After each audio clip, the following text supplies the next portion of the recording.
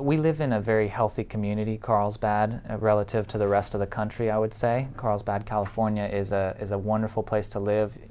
Every time you drive down the coast highway, you'd swear that there was a sponsored race going on because there's bikes and running and everything like that. And so there are a lot of motivated people here, and a lot of those people end up in chiropractic offices to recover from injuries or to keep their body functioning ideally. And the question I get a lot from them is, how do I stay functioning as good as I can, and what can I do at home actively to get better faster? And I think that's such a great and important attitude. Just having that attitude right there of what can I do, it says the right thing. It says, I'm taking personal responsibility for my health. That's one of the things that I see that's missing in a lot of people that sometimes don't get the result, is they aren't willing to take personal responsibility for their health or their situation. And what I mean by taking personal responsibility is they're not willing to look honestly at what was the cause of this thing. They'll oftentimes blame others or blame them or put themselves in a victim mentality. And that doesn't serve anyone. It doesn't serve the patient. It doesn't serve society. It doesn't serve the people that patient is around. Nobody wants to be around a victim. It doesn't mean that it isn't true. Something could have happened to them from an outside force. But if we can take responsibility for our own health and our own healing and see the gift and the benefit in our symptoms and in what we're learning about our body and the healing process, it can be such a powerful thing. Some of the characteristics that I see in patients that get results faster, that heal better, are that they're actively seeking knowledge that can further help them heal.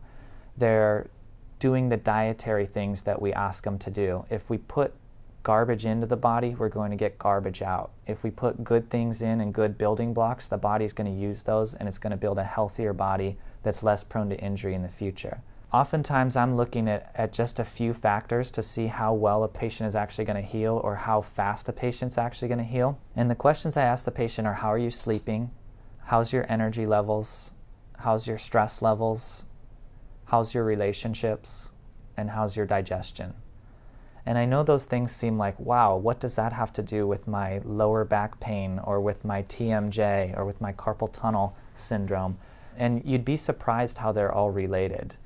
If we're not sleeping well at night, we're not rebuilding tissues properly. We're not getting the right hormones that put us into an anabolic state to build healthy new tissues. If we're not digesting food properly, we're not getting the nutrients into our body properly. If our relationships are poor, we're not in a happy state, and happiness is actually critical to recovering from most illnesses. If we're constantly stressed out, stress breaks things down in our body. It mobilizes parts of our body basically to be used as fuel to get away from the stressor.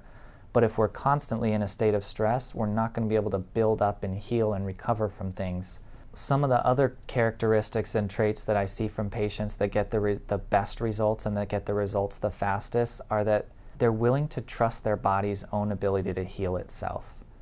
They don't necessarily look at every symptom and every new symptom as a new problem. They say, okay, this is part of a process. Healing is part of a process. It sometimes takes time. My body's trying to teach me something. It's trying to teach me how it wants to be treated, how it needs to be treated, what's next for me.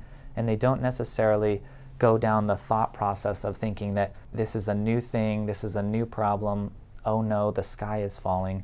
They just tend to trust the process, and then they actually get to a result much faster.